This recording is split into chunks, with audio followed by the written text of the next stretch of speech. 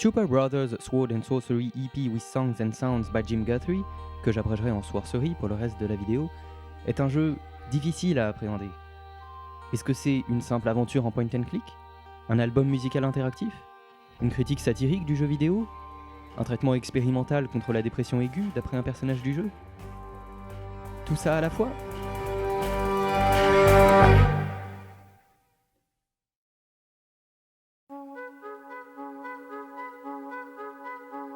La plupart des descriptions catégorisent Sorcery comme étant un jeu d'aventure. Le jeu d'aventure est un genre extrêmement vaste. Je tenterai pas de le définir car c'est pas le sujet de cette vidéo. Toutefois, l'élément souvent partagé par les jeux de cette catégorie est leur emphase sur l'histoire et les personnages, et on y retrouve souvent un univers assez élaboré ainsi qu'un scénario moteur de motivation.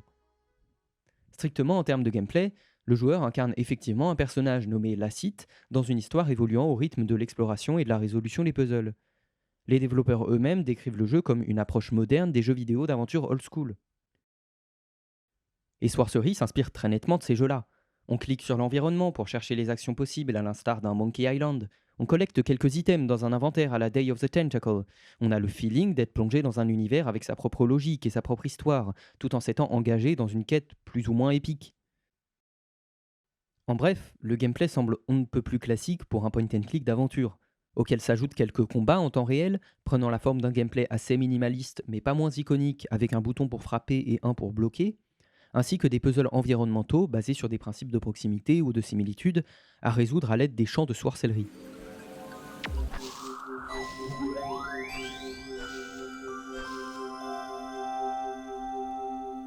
Mais ça n'est qu'un côté du jeu. Ce n'est pas là que la spécificité, le caractère de Sorcery s'y trouve.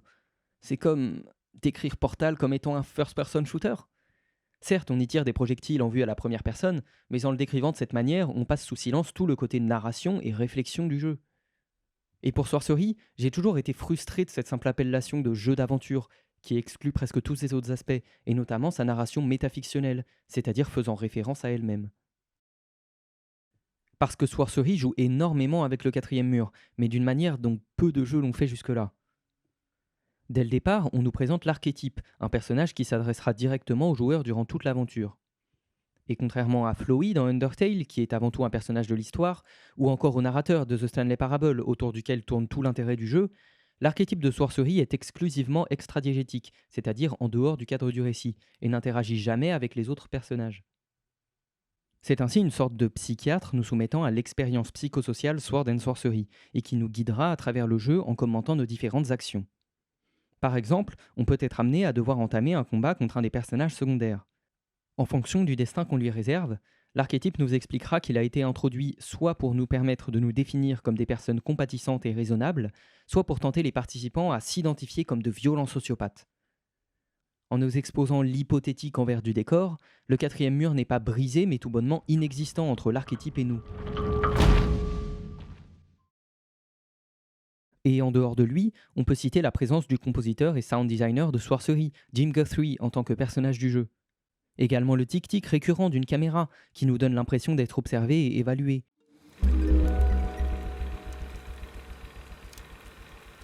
Ou encore les nombreuses références à des éléments du monde réel.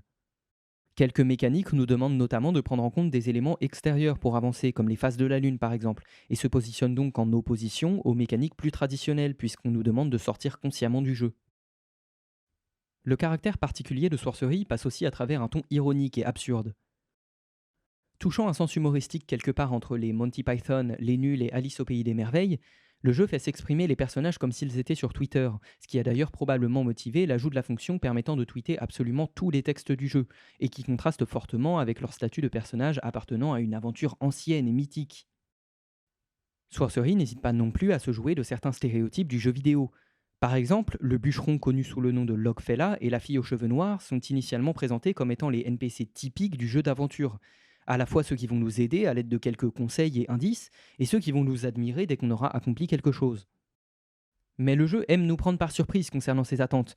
Par exemple, lorsqu'on est bloqué sur le chemin de la montagne de Mingito, la site n'hésite pas à mentionner que Logfella ne nous donne pas beaucoup d'indices, et que pour être tout à fait honnête, il ne nous aide pas beaucoup. Et lorsqu'on lui raconte nos périples dans le monde des rêves, il semble ne pas en avoir grand-chose à faire. Un peu comme un retour à la réalité qui déconstruit les stéréotypes et se moque des clichés que ces personnages sont censés représenter. Et comme pour prendre à contre-pied ces stéréotypes, on a également notre lot d'éléments absurdes qui viennent secouer le jeu. Le personnage du vieil ours mal léché, un ours bipède qu'on rencontre pour la première fois en train de danser nu en chantant, ou encore l'apparition d'un gigantesque vinyle dans un bosquet sans aucune tentative d'explication. Il est juste posé là et c'est tout.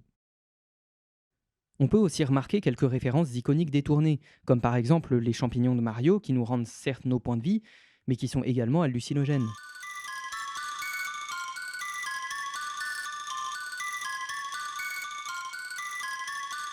Et le jeu est rempli de petites touches comme celle-là, certaines évidentes, d'autres moins, mais jamais lourdes ni ridicules. Ce qui me rend admiratif, c'est la manière dont Sorcery adopte profondément deux aspects et les balance équitablement. D'un côté, un point and click avec des mécaniques assez classiques et l'impression d'être lancé dans une aventure à la Conan le barbare, et de l'autre, une expérience méta, ironique et absurde qui nous fait parcourir les coulisses de ce point and click. Et l'un ne prend jamais le pas sur l'autre. Le jeu porte à son apogée cette dualité à la fin de la troisième session, durant laquelle on se retrouve soudainement en plein milieu d'un concert de rock donné par Jim Guthrie lui-même, en la présence de presque tous les personnages, y compris certains ennemis, d'une foule d'inconnus et même des concepteurs du jeu. Comme si on se retrouvait dans une soirée après le spectacle, alors que les comédiens cessent de jouer leurs personnages et où on célèbre la fin de la tournée. Et dans le même temps, on a notre personnage qui tend les trois parties du trigone à assembler à Jim Guthrie, afin de continuer l'aventure après la fermeture du rideau. C'est à la fois le moment le plus absurde et méta du jeu, et le moment clé de l'aventure jouée devant nos yeux. On est à la fois hors du jeu et dans le jeu, et Sorcery réussit à nous présenter les deux contextes au même moment, sans le moindre problème.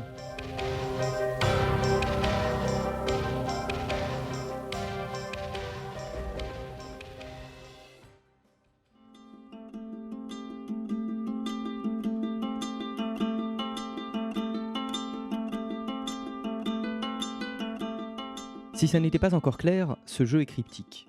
Peut-être trop cryptique. Entre les élans philosophiques de Dogfella, le chien du bûcheron dissertant sur les deux types d'inconnus, le connu inconnu et l'inconnu inconnu, les avertissements sur l'exposition prolongée à la psychocosmologie mythopoétique de Sword and Sorcery, ou encore la mystérieuse transmission de la fin du jeu qui nous dicte un numéro de téléphone, un peu difficile de dire qu'est-ce que c'est que ce jeu. Et bien que le traditionnel fil rouge par lequel tout prendrait sens ne semble pas vraiment au rendez-vous, Sorcery évoque régulièrement quelques thèmes récurrents. Notre relation avec la fiction, le lien entre le joueur et son avatar, la différence entre le temps réel et le temps du récit, ou encore le rôle de l'audiovisuel dans la narration. Et en parlant d'audiovisuel, ça nous amène à un thème évident mis en avant dès le titre du jeu, la musique.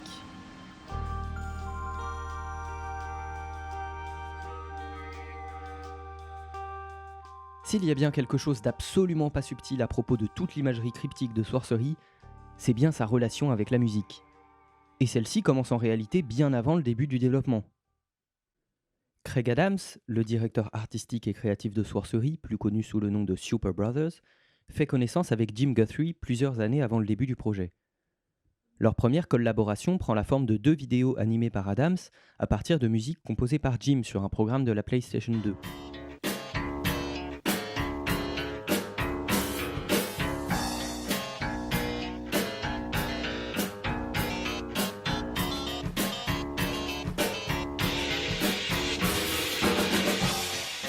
On peut déjà y reconnaître le style graphique distinctif, aussi notre interrogation sur le sens de ce qu'on voit, mais on y voit surtout naître l'envie de Craig Adams de raconter visuellement les musiques de Jim.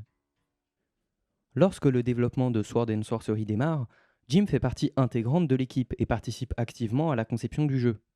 Jim's role on the project wasn't just like, you make music. Jim would come down to the studio, sit in on meetings, and provide real quantifiable feedback and ideas for the game itself.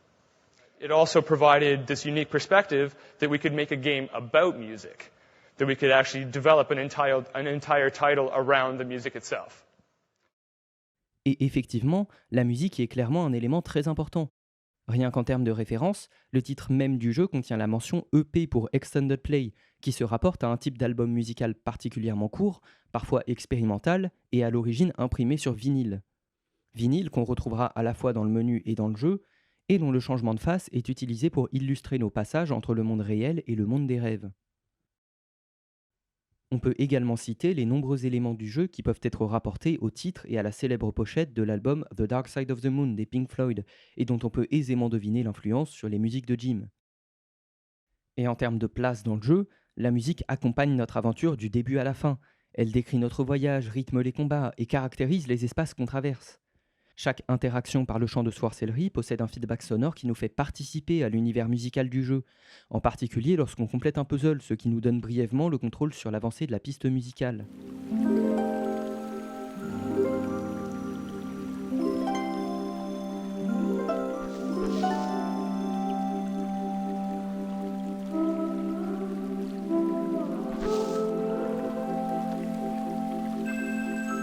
Tous ces éléments me donnent l'impression que Sorcery est comme un album interactif, une aventure prenant place entre les micro-sillons d'un vinyle, ou, selon les mots d'Adams, un enregistrement concept dans lequel on peut se promener, comme un album musical transposé en jeu.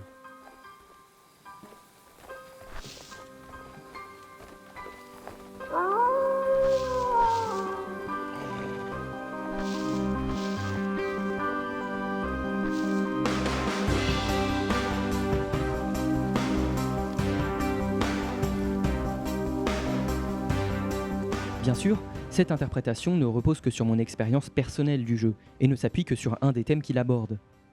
En fait, je ne pense pas qu'il y ait une seule bonne interprétation qui soit valide. D'après une conférence de 2010 sur le développement de Sorcery, Craig Adams semble avoir fait beaucoup de choix uniquement guidés par son instinct. When I was like, all right, I need a brand. I'm gonna call it Super Brothers because I don't know, it seemed like a cool name. In my mind, it's like Super Mario Brothers without Mario, which would be really interesting, I think. And it's also, I don't know, just totally misleading, and so that's funny too. So I made up the name of her style. It was called Rustic 21st Century Minimalism because I think coming up with stupid, awkward names like that is funny.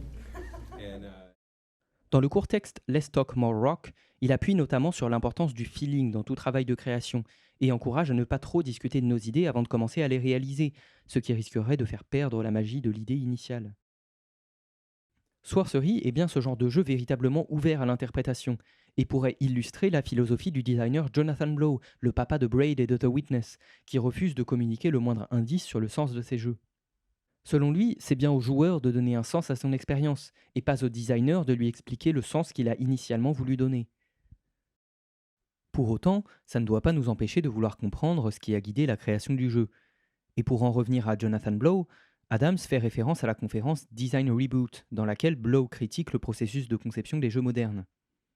Selon lui, ce qui importe aujourd'hui lorsqu'on évalue un jeu, c'est la volonté des joueurs à continuer de jouer. C'est-à-dire que ce qui compte pour évaluer la qualité d'un jeu, ça n'est pas la raison pour laquelle on veut jouer, mais la quantité de temps qu'on va lui allouer. It also says it doesn't really matter if you're smart or are adept at trying to get ahead in a system because what really matters is how much time you sink in because there's all these artificial constraints on you. It also says that you don't really need to do anything exceptional because to feel good, to be rewarded, all you need to do is run the treadmill like everyone else.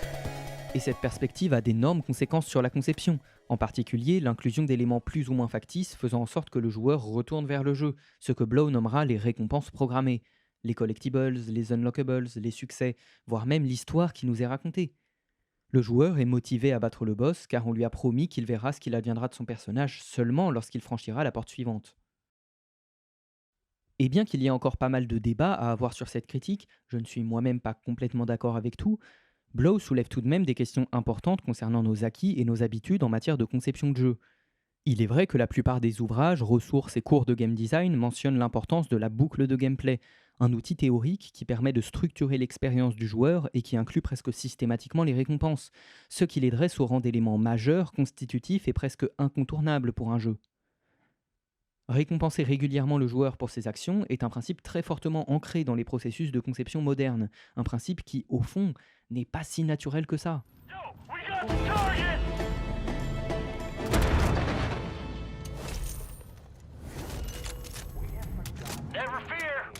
Cependant, il est important de noter que Blow n'est pas contre les récompenses en elles-mêmes, mais pose la question du sens qu'on donne aux actions du joueur à travers leur inclusion. Si tout ce que nous offre un jeu, c'est l'agréable sentiment d'être récompensé alors qu'on appuie sur le même bouton à répétition pour tuer des monstres sans intérêt, Est-ce qu'on en retire véritablement une expérience enrichissante? On peut d'ailleurs se rendre compte de l'application de cette philosophie dans The Witness, le dernier jeu de Blow sorti en 2016. Y résoudre un puzzle est intrinsèquement satisfaisant, sans que le jeu ait besoin de crier au génie via des récompenses à l'appel. On en retire un sentiment de fierté et d'accomplissement bien plus significatif et personnel. Et pour en revenir à Sorcery, l'idée de base d'Adams c'était de créer un genre de design reboot The Game, un jeu satirique nommé Poopsock dans lequel on ne fait que tuer bêtement des monstres en collectant des récompenses dans une boucle interminable, comme une application un peu extrême de ce que critique Blow. La boîte de développement et d'édition n'étant pas très emballée par l'idée, Adams n'a pas poursuivi dans ce sens, et probablement pour le mieux. Mais cette volonté de refléter la critique de Blow transparaît tout de même dans Sorcery. Par exemple, on a les compliments volontairement démesurés de l'archétype à propos de nos actes héroïques, ou encore les remarques de la cite après les passages importants du jeu, à coup de «nous sommes les plus intelligents» ou «nous sommes extraordinaires», comme une exagération du sentiment de puissance habituellement provoqué par les récompenses, et qui a le bon goût de s'exprimer non pas en nous récompensant trop, mais en faisant passer cette exagération par la narration tout en évitant de nous donner la moindre médaille. Et ça, c'est pas banal. Le jeu nous fait même perdre des points de vie max après chaque combat de boss, ce qui, en plus de refléter l'épuisement de la cite au fur et à mesure de l'aventure, et de rendre les combats de plus en plus difficiles, non pas en augmentant la puissance des ennemis, mais en réduisant le nombre d'erreurs possibles, fait comme un pied de nez aux traditionnels upgrades de fin de boss qui, en général, visent à nous rendre plus puissants qu'avant. Mais Sorcery me semble également être comme une solution à la critique de Jonathan Blow. Et pour ça, on peut un instant se pencher sur une des autres références d'Adams, à savoir le courant artistique initié par Jordan Mechner et Eric Chahi dans les années 80.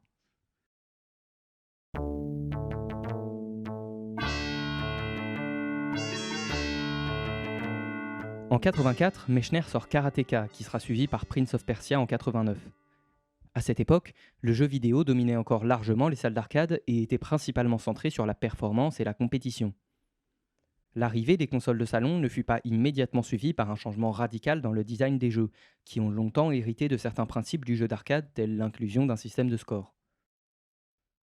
Mechner, quant à lui, s'intéresse au potentiel audiovisuel du jeu vidéo, ce qui n'est pas du tout dans les habitudes de l'époque. Après un premier essai avec Karateka, Mechner souhaite approfondir l'aspect cinématographique qu'il avait commencé à explorer et ira jusqu'à étudier les acrobaties d'Indiana Jones et les croisements d'épées de Robin des Bois afin de créer les animations et les mécaniques de Prince of Persia.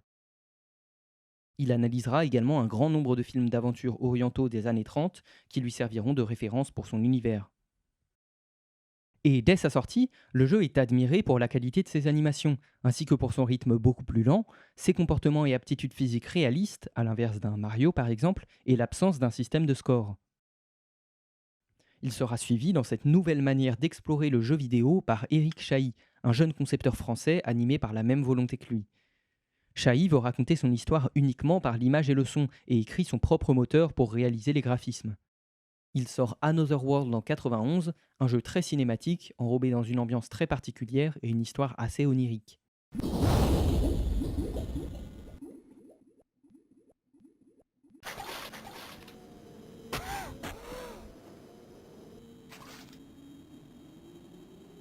Et on peut retrouver toute cette influence à travers Sorcery. L'aspect immersif et cinématique de l'aventure, les longues scènes de marche durant lesquelles on est invité à se laisser bercer par la musique et les visuels, ainsi que l'ambiance forte créée par la musique et la narration. Ambiance que les trailers du jeu cherchent d'ailleurs à communiquer avant toute autre chose.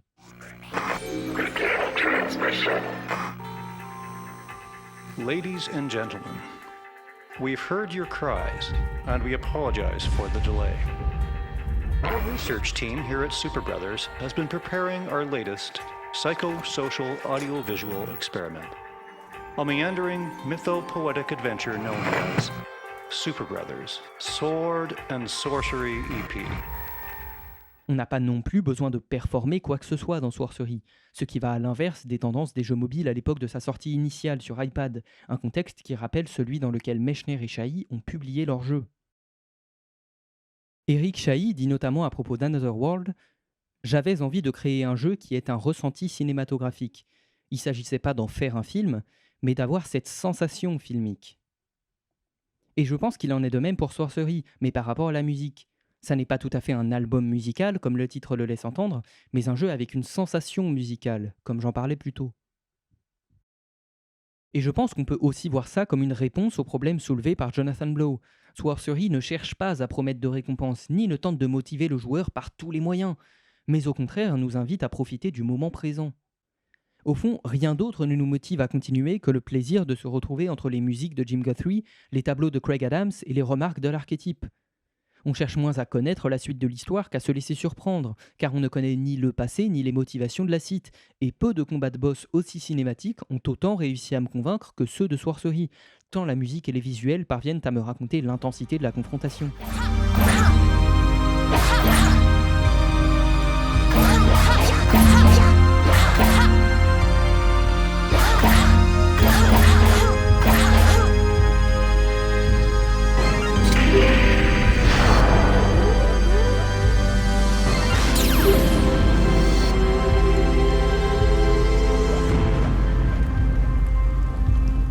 C'est comme une conversation qu'on tient avec le jeu, à travers laquelle on est moins intéressé à maîtriser des mécaniques qu'à vivre un moment de complicité avec les créateurs. Et Sorcery est un jeu profondément bienveillant, qui nous encourage même à arrêter de jouer à la fin de chacune des 4 sessions qui le composent, pour ne revenir que lorsqu'on en aura envie, ce qui est tout de même rare dans un contexte où chaque nouveau jeu cherche à retenir notre attention le plus longtemps possible, même lorsque c'est inconscient de la part des concepteurs. Et je trouve ça vraiment beau comme évolution. Un jeu qui part d'une critique des mécaniques de récompense des jeux modernes et qui aboutit à une expérience audiovisuelle dénuée de récompenses classiques, qui se focalise sur le chemin et non sur la promesse de destination.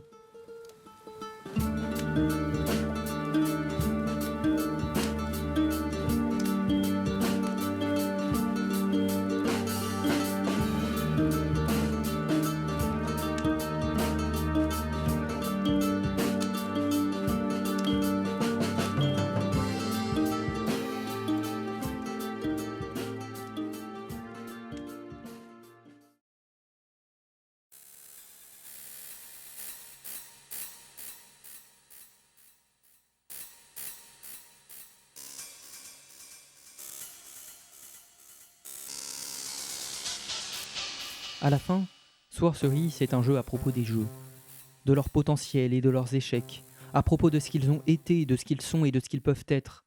C'est un rêve fiévreux de musique, de cinéma et de jeux rétro, un laboratoire qui mélange les influences, les courants et les critiques sous un même toit, tout en célébrant le jeu vidéo en tant que médium. Et ça me semble assez peu commun pour avoir le mérite d'être soulevé.